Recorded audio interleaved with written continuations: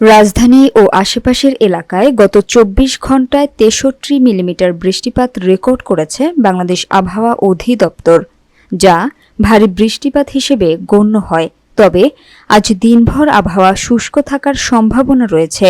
শনিবার সকাল ৭টা পর্যন্ত সংগৃহীত তথ্য অনুযায়ী গতকাল রাজধানীতে সর্বোচ্চ তাপমাত্রা ছিল ৩৩ ডিগ্রি সেলসিয়াস এবং আজকের সর্বনিম্ন তাপমাত্রা ২৪.৫ ডিগ্রি সেলসিয়াস।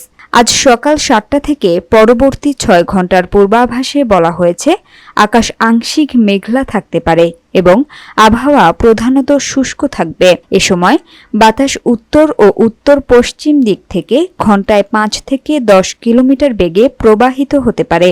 তথ্য অনুযায়ী আজ সকাল ৬টায় ঢাকার তাপমাত্রা রেকর্ড করা হয়েছে ২৪.৬ ডিগ্রি সেলসিয়াস এবং আর্দ্রতা ছিল ৯৫%।